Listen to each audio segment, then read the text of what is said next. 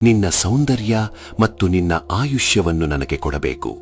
ನನ್ನ ಕಪ್ಪು ಶಕ್ತಿಗಳನ್ನು ಸಾಬೀತುಪಡಿಸಲು ಅದು ಅಗತ್ಯ. ನೀನು ಯಾರು? ನಾನು ನನ್ನ ಯೌವನವನ್ನು ಸೌಂದರ್ಯವನ್ನು ನಿನಗೆ ಎಂದಿಗೂ ಕೊಡುವುದಿಲ್ಲ. ನಿನ್ನ ಕಪ್ಪು ಶಕ್ತಿಗಳಿಗಾಗಿ ನೀನು ಯಾರ ಜೀವನವನ್ನಾದರೂ ಹೇಗೆ ಕೇಳಬಹುದು? ಇಲ್ಲಿಂದ ಹೋಗು, ಹೋಗು. ಬಹಳ ಅಹಂಕಾರವಿದೆ ನಿನಗೆ.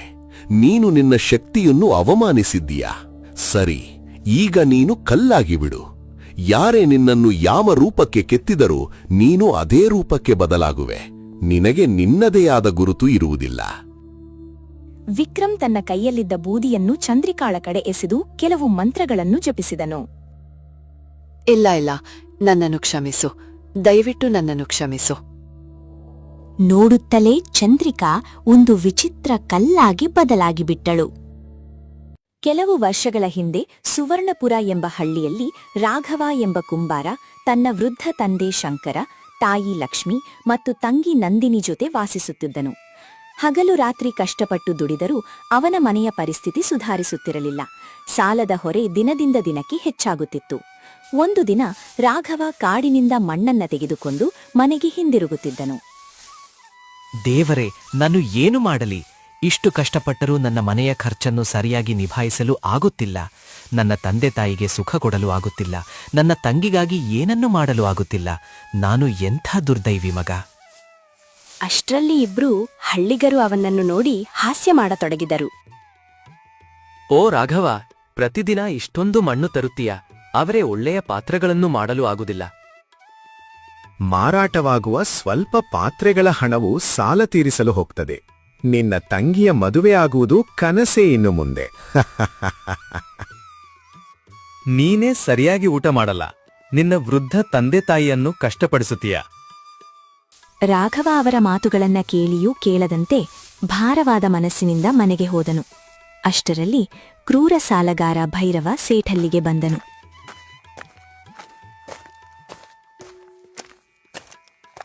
ಓ ರಾಘವ, ನನ್ನ ಸಾಲವನ್ನು ಯಾವಾಗ ತೀರಿಸುತ್ತೀಯ? ತುಂಬಾ ಸಮಯ ಆಯಿತು. ನೀನು ನನ್ನಿಂದ 15 ಚಿನ್ನದ ನಾಣ್ಯಗಳನ್ನು ಪಡೆದಿದ್ದೀಯ, ಆದರೆ ಇನ್ನೂ ಹಿಂತಿರುಗಿಸಿಲ್ಲ.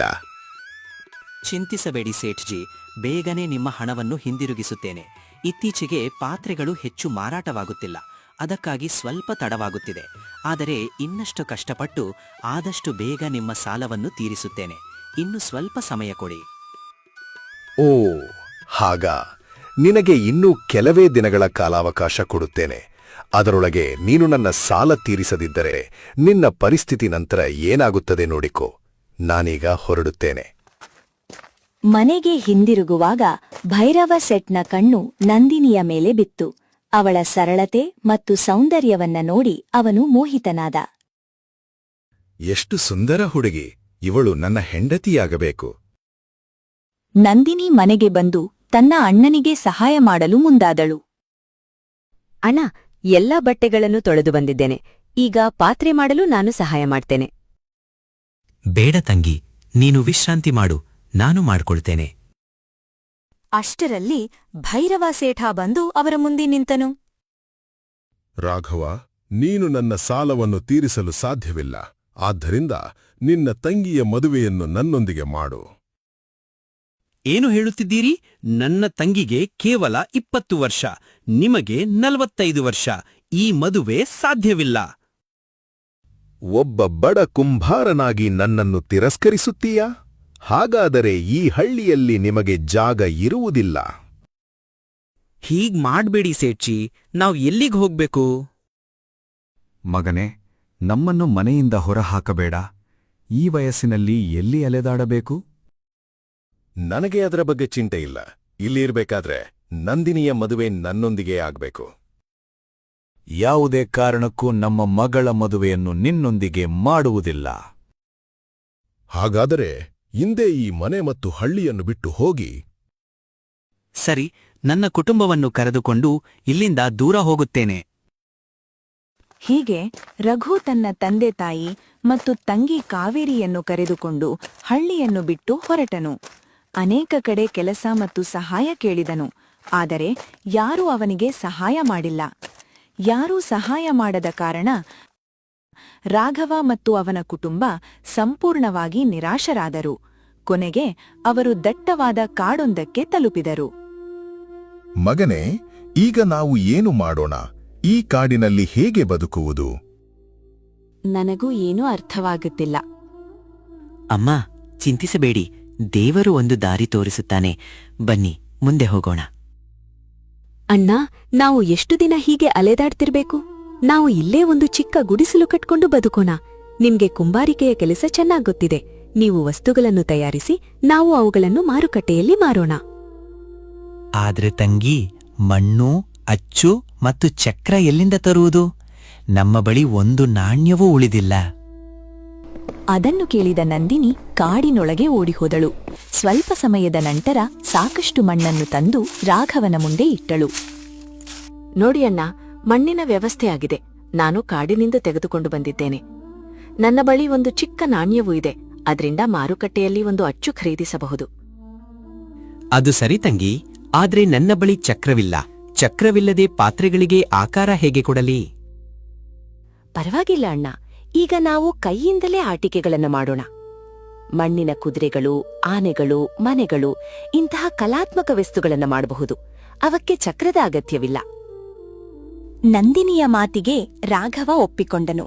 ಇಬ್ಬರೂ ಒಂದು ಸಣ್ಣ ಗುಡಿಸಲು ಕಟ್ಟಿಕೊಂಡು ರಾತ್ರಿ ಪೂರ್ತಿ ಶ್ರಮಿಸಿದರು.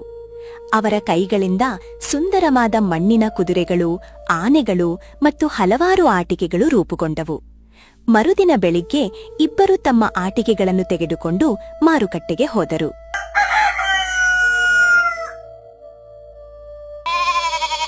ಬನ್ನಿ ಬನ್ನಿ, ಸುಂದರವಾದ ಮಣ್ಣಿನ ಆಟಿಕೆಗಳು, ಅಲಂಕಾರಕ್ಕಾಗಿ ಮಣ್ಣಿನ ಆನೆಗಳು ಮತ್ತು ಕುದುರೆಗಳು ತೆಗೆದುಕೊಳ್ಳಿ.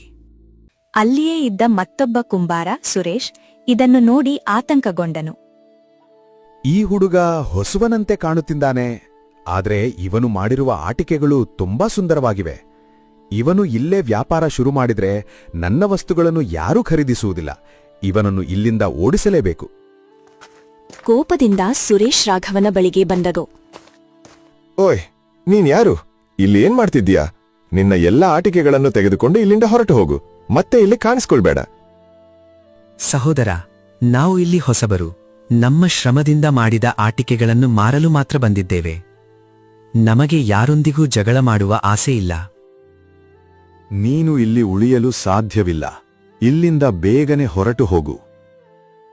ಅಷ್ಟೇ ಹೇಳಿ ಸುರೇಶ್ ರಾಘವ ಮಾಡಿದ ಎಲ್ಲಾ ಮಣ್ಣಿನ ಆಟಿಕೆಗಳನ್ನು ತನ್ನ ಕಾಲಿನಿಂದ ತುಳಿದು ಒಡೆದು ಹಾಕಿದನು.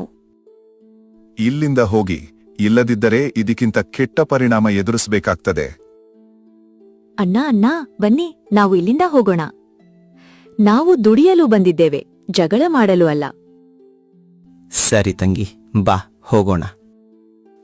ಇಬ್ಬರೂ ದುಃಖಭರಿತ ಮನಸ್ಸಿನಿಂದ ಅಲ್ಲಿಂದ ಹೊರಟಲು. ನನ್ನ ವ್ಯಾಪಾರ ಹಾಳು ಮಾಡಲು ಬಂದಿದ್ದ. ಈ ಪಟ್ಟಣದಲ್ಲಿ ಕುಂಬಾರ ಎಂದರೆ ನಾನೊಬ್ಬನೇ. ಇಲ್ಲಿ ನನ್ನ ವಸ್ತುಗಳೇ ಮಾರಾಟವಾಗುತ್ತವೆ. ಮತ್ತೊಂದೆಡೆ ರಾಘವ ಮತ್ತು ನಂದಿನಿ ತಮ್ಮ ಗುಡಿಸಲು ಮುಂದೆ ಕುಳಿತುಕೊಂಡಿದ್ದರು. ಅಣ್ಣ, ನನ್ನನ್ನು ಕ್ಷಮಿಸಿ. ನಾವು ಇಷ್ಟು ಕಷ್ಟಪಟ್ಟೆವು, ಆದರೆ ನಮಗೆ ಏನೂ ಸಿಗಲಿಲ್ಲ. ಎಲ್ಲವೂ ಹಾಳಾಯಿತು ಅಣ್ಣ.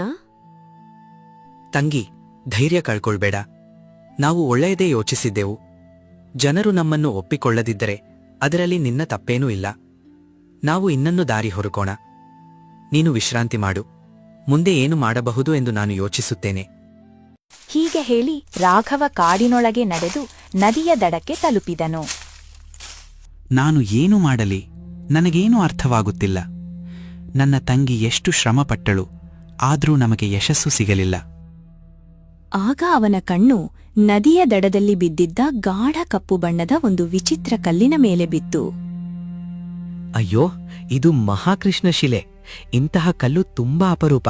ಇದನ್ನು ಮನೆಗೆ ತೆಗೆದುಕೊಂಡು ಹೋಗಿ ಚಕ್ರದ ಆಕಾರಕ್ಕೆ ರೂಪಿಸೋಣ. ಇದರಿಂದ ಬಹಳ ಒಳ್ಳೆಯ ಪಾತ್ರೆಗಳನ್ನು ತಯಾರಿಸಬಹುದು. ರಾಘವ ಆ ಕಲ್ಲನ್ನು ಎತ್ತುತ್ತಿದ್ದಂತೆಯೇ ಯಾರೋ ನಿಧಾನವಾಗಿ ಅಳುವ ಶಬ್ದ ಕೇಳಿಸಿತು. ಅರೆ, ಈ ವಿಚಿತ್ರ ಅಳುವ ಶಬ್ದ ಎಲ್ಲಿಂದ ಬರುತ್ತಿದೆ? ಬಹುಶಃ ಇದು ನನ್ನ ಭ್ರಮೆಯಾಗಿರಬಹುದು. ಬೇಡ, ಈ ಕಲ್ಲನ್ನು ಮನೆಗೆ ತೆಗೆದುಕೊಂಡು ಹೋಗೋಣ.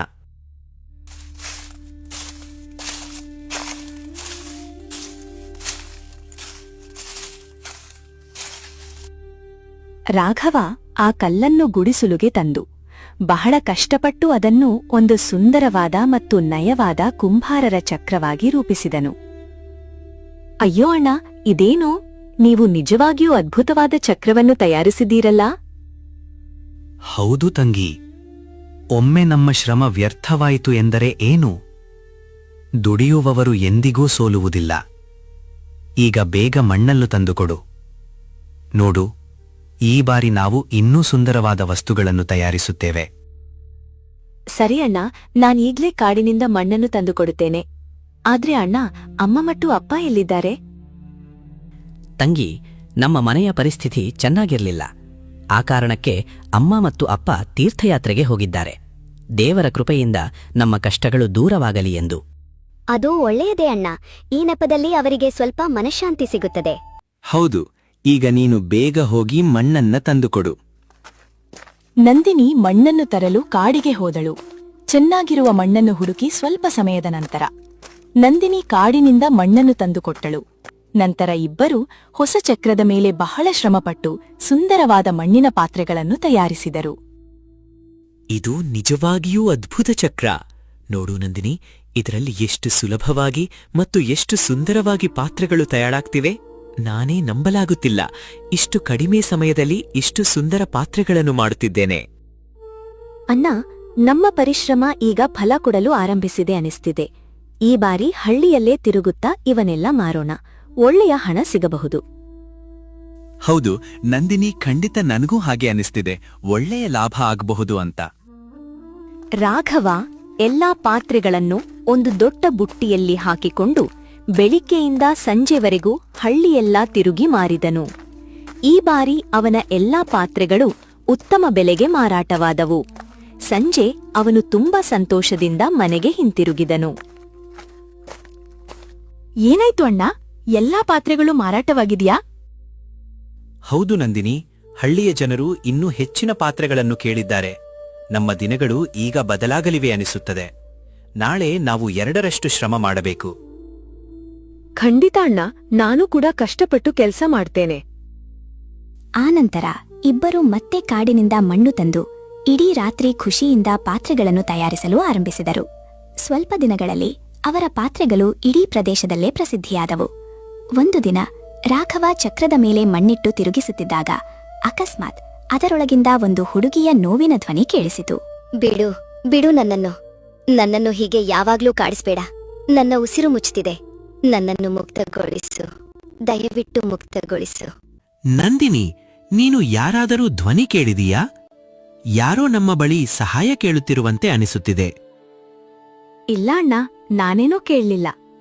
ಆದ್ರೆ ನೀವೇ ಚಕ್ರ ಮಾಡಿರೋದ್ರಿಂದ ನಮ್ಮ ಸುತ್ತ ಯಾರೋ ಇದ್ದಾರೆ ಅನ್ನಿಸುವ ಭಾವನೆ ಬರ್ತಿದೆ.